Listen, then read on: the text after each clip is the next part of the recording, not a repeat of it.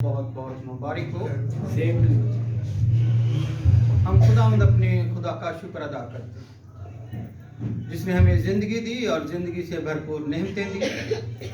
और ये आज का जो नया साल का संडे का दिन है, सर्विस जो हम खुदावंद की खिदमत में कर रहे हैं, उसका ये फजल है कि उसने हमें जिंदों में ज़िंदा रखा और ये नए साल में दाखिल किया ताकि हम अपने आप को चेंज करें, तब्दील करें, बदलें, ताकि उस खुदा के वादों के हुक्मों के मुताबिक अपने आप को उठा लें। जिस देश में रह रही, जिस वतन में रह रही, ये आपका अपना नहीं। हमें क्या करना है कि खुदा ने हमें एक नया साल तो दिया, हम इसमें दाखिल हो गए, हमें करना क्या? की फिक्र कर, किस किस को फिक्र है कि हम इस जमीन पर रहते हुए उस अब्दी आशियाना या अब्दी मकान में दाखिल होंगे, जिसलिए इसके लिए खुदावंद यीशु मसीह हमें छोड़कर जमीन पर आए।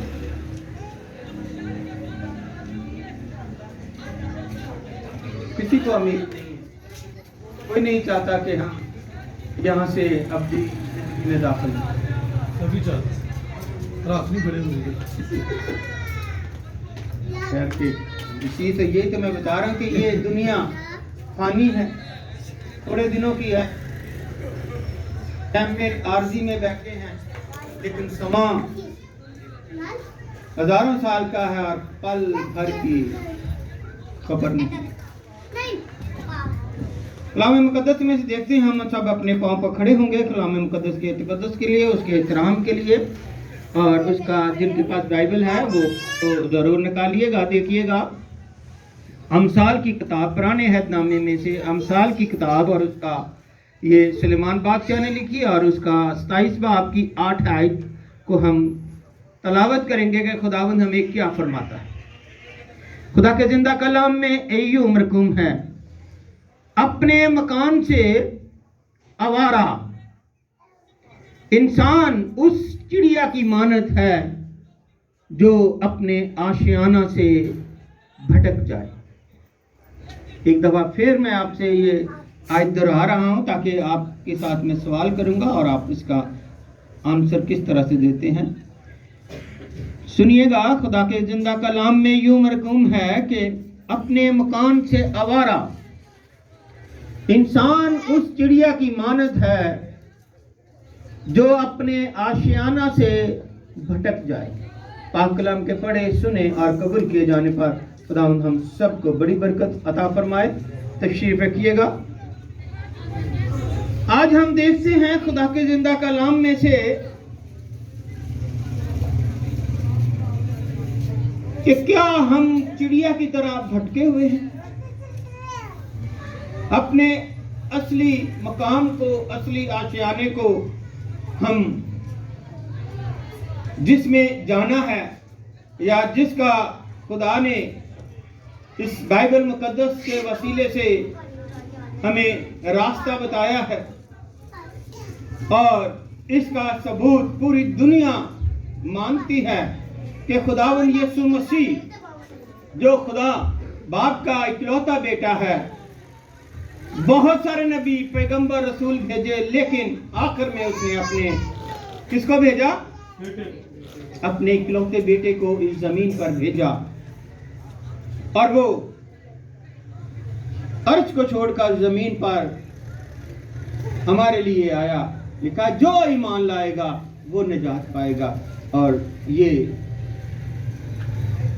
ना ये हमारा असली घर है, ना हमारा असली देश है, ना हम ना हजारों मेहनतें करते हैं, दिन रात बिल्डिंगें झूठ मारते रहते हैं, फरेब करते रहते हैं, इधर से पैसा कमा, उधर से पैसा कमा, किसी तरह से ये मेरा घर बन जाए, मेरे बच्चे स्कूल में आ जाएं, मेरे बच्चों को ये मिल जाए, वो मिल जाए, बिल्डिंग जबरदस्त, ये जो प्लाजे लोग खरीद रहे हैं, लेकिन एक पल की खबर नहीं।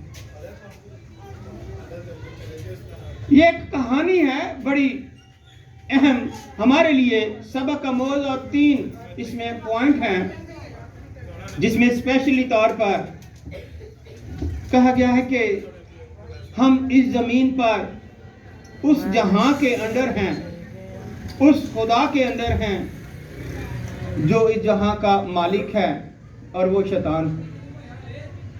और वो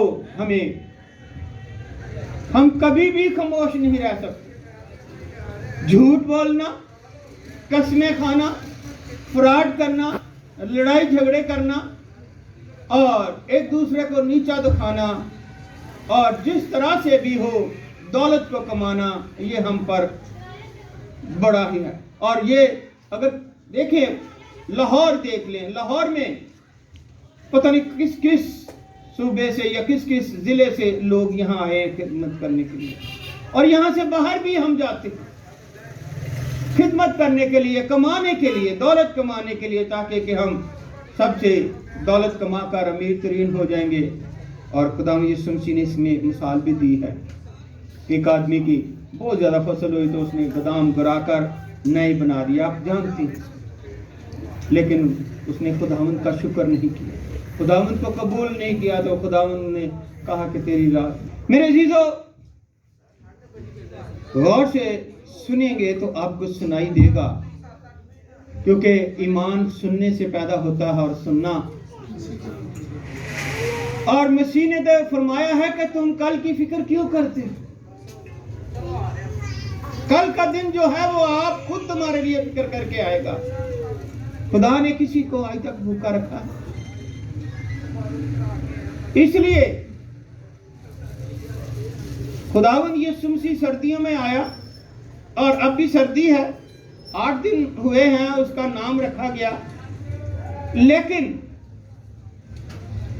जानवर, चरिंदे परिंदे जिसकी हमने आज तलावत की है, वो चिड़िया, वो बुलबुल, वो परिंदा जो इस झाड़े में, सर्दी में धुंध पड़ी हुई है और कुछ दिखाई नहीं देता, वो अपनी खुराक के लिए, जिस तरह हम देखते हैं चाहे रास्ते में कुछ रह जाए, एक्सीडेंट हो जाए, धुंध की वजह से नजर नहीं आता और कई बीमारियां, चेस्ट प्रॉब्लम पैदा हो जाती हैं, लेकिन वो भी परिंदा जो है वो निकला है अपनी खुराक लेने के लिए, और खुराक तलाश करता करता वो भटक गया है अपने घर से, अपने मकान से भटक गया है। जिसके वापस आना है वो उसको और जब शाम होती है तो खुराक तो वो खा लेता है, लेकिन अब वो सोच रहा है कि मैं किस घर में जाऊं, कहां मेरा घर है, परेशान है, क्योंकि उसको रास्ता नहीं मिल रहा। आपके पास तो रास्ता है, लेकिन आप उस रास्ते से दूर हैं। खुदावंद यीशु मसीह ने फरमाया, राह, हक और जिंदगी। राह क्या है? रास्ता। और हक क्या है? कि जब हम उस पर ईमान लाएंगे तो खुदा बाप के बेटे बेटियां कहलाएंगे। लेकिन हम इस बात को नजरअंदाज कर देते हैं। और वो जो है बुलबुल, वो जो चिड़िया वहां पर बैठी हुई है, उसको घर नहीं नजर आ रहा, अपना मकान नहीं नजर आ रहा, बहुत दूर निकल गई है। जैसे मैंने अभी पहले बताया कि कारोबार के सिलसिले में कोई कहीं से आया हुआ, कोई सरगोदा, पेशावर, जहां से पतन पठान, कहां से किस जगह पर आकर किराए पे बैठे हुए, किस खुराक के लिए, कमाने के लिए। कोई बाहर के मुल्कों में बहुत सारे गए हुए हैं, किस लिए? कमाने के लिए, खाने के लिए। और वो भी बेचारी बैठी हुई है, अब वो कह रही मैं किस तरह से घर जाऊं, क्योंकि वो भटक गई है अपने रास्ते से। हम क्या भटके हुए हैं? या हमने मसीह यीशु को दिलो जान से कबूल किया है? मेरे अजीजों, ये खुदा का जिंदा कलाम हमें क्या फरमाता है? इसमें लिखा हुआ है बड़ी वजाहत से, यूहन्ना रसूल की मार्फत लिखी गई अंजील मुकद्दस और उसका 14 बाब और उसकी पहली आयत में ही हमें मिलता है। यीशु मसीह क्या फरमाते हैं कि तुम्हारा दिल ना घबराए। क्या है जी? तुम्हारा दिल ना घबराए। वो घबरा रही है ना, उसको घर नहीं मिल रहा, बैठी हुई शाख पे घर जाने के लिए। और खुदावंद यीशु मसीह क्या फरमा रहे हैं अर्श को छोड़कर जमीन पर आकर कि तुम्हारा दिल ना घबराए, तुम खुदा पर ईमान रखते हो। अगली क्या है? हालेलुया। इसी बात पर जोर से नारा मारें, हालेलुया, हालेलुया। तुम खुदा पर ईमान रखते हो, मुझ पर भी ईमान रखो। मेरे बाप के घर में बहुत सारे मकान हैं, बहुत सारे मकान हैं। अगर ना होते तो मैं तुमसे कह देता, अगर ना होते तो मैं तुमसे कह देता। तो हमारा जो अब्दी मकान, हमारे हमेशा की जिंदगी, हमारा जो आसमानी बाप है, मुकाशा में उसने फरमाया कि तुम्हारे लिए नया आसमान होगा, नई यरूशलेम तुम्हारे लिए होगा, नया यरूशलेम होगा, नया आसमान होगा। वहां जहां मैं रहता हूं वहां तुम भी। तुम्हारा दिल ना घबराए, सिर्फ ईमान और हुक्मों पर अमल करना। मेरे बाप के घर में बहुत सारे मकान हैं, अगर ना होते तो मैं कह देता, क्योंकि मैं जाता हूं और तुम्हारे लिए जगह तैयार करता हूं। और अगर मैं जाकर तुम्हारे लिए जगह तैयार करूं तो फिर आकर तुम्हें अपने साथ ले लूं, अपने साथ ले लूंगा। अब जो आयत पढ़ी गई है वो क्या है? कि भटक गए हैं अपने मकान से, अपने घर से। किस लिए? खुराक के सिलसिले में दूर दराज चली गई, परेशान हो गई है, सूरज गुरूब हो गया, अंधेरा हो गया, नहीं न मिलता, शाख में बैठी हुई, सर्दी है और डर रही है कि कोई मेरे से बड़ा जानवर आकर मुझे, या कोई नीचे से आकर कि मैं कैसे घर जाऊं। तो खुदावन ने तो आपको घर के लिए सारा सिस्टम बता दिया। अब देखिएगा, आपने मैट्रिक में शायद पढ़ा हो भी हो, तो मैंने भी पढ़ा है। एक जुगनू को जानते हैं? जुगनू को किसने जुगनू को देखा? सबने देखा है। ये बड़े जहां जहां ज्यादा फूल घास और ग्राउंडें वगैरह होती हैं, बाग होते हैं, वहां पर बड़े ये आते हैं। छोटा सा होता है, बड़ा जाता है टिमटमाता। वो टिमटमाता हुआ जुगनू उसके पास आ गया। किसके पास आ गया जी? सुन रहे हैं आप? चिड़िया के पास आ गया और चिड़िया के पास आकर बैठकर कहने लगा, तू क्यों उदास है, तू क्यों परेशान? कहती मैं अपना घर भूल गई हूँ, घर बहुत दूर है, अंधेरा है और धुंध है और सूरज नहीं, तो पता नहीं मैं अब घर पहुंच पाऊंगी कि नहीं, क्योंकि रोशनी खत्म हो गई है, सूरज हो गया। उसने कहा कोई बात नहीं मेरी बहन, मैं आपको रास्ता दिखाता हूं, मैं आपके आगे आगे रोशनी करता जाता हूं और आप मेरे पीछे पीछे उड़ती आए, आप अपने मुकाम पर पहुंच जाए। जुगनू उसको राह दिखा रहा, वो उस घर तक पहुंचने के लिए उसके पीछे चल। दूसरा पॉइंट है, मजूसियों को जो अभी बड़ी प्रोग्राम भी आपने सुने, किए भी, ड्रामे भी किए और बहुत सारे जो है गीत भी बने हुए हैं इसके ऊपर, मजूसियों के ऊपर। ये मजूसी कौन है? गैर कौम है, यीशु को नहीं जानते, खुदा को नहीं जानते, ये आतिश परस्त है, आग की पूजा करने वाले, गैर कौम है, फालगीर हैं, नजूम आसमान का, जमीन के नीचे का हाल जानते हैं। किताबें पड़ी हुई हैं, बहुत ज्यादा बनाया भी हुआ हमको, लेकिन वहां पर ये नस्ल दर नस्ल जो है उनको बताया जा रहा था, जैसे खुदा ने शरीयत की किताबों में मूसा को लिखा कि यहूदी नस्ल दर नस्ल जो है इसको हुकुमात को माने, जो कि 613 हुकुमात हैं, इनको मांगे और इनसे दाएं बाएं ना मुड़े। इसी तरह मजूसियों की जो नस्ल आई, उन्होंने देखा कि ये किताब मुकद्दस में जो हमारे पास है इल्म नजूम, उसमें तो किसी खास मकसद के लिए वैसे नहीं। तो मेरे अजीजों, वहां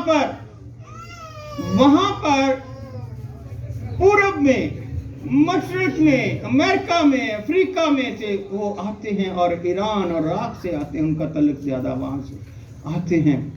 उस तारे की रोशनी में, उस तारे की रोशनी में आकर एक जगह जमा होते हैं, कहते हैं हमने ये किताब में पढ़ा, हमारे बाप दादा ने ये किताबें लिखी, उसमें ये है, और ये कोई सितारा आम सितारा नहीं, ये हमें उस खुशखबरी के लिए लेकर आया है जो कि बादशाहों का बादशाह पैदा। तो उन्होंने क्या किया,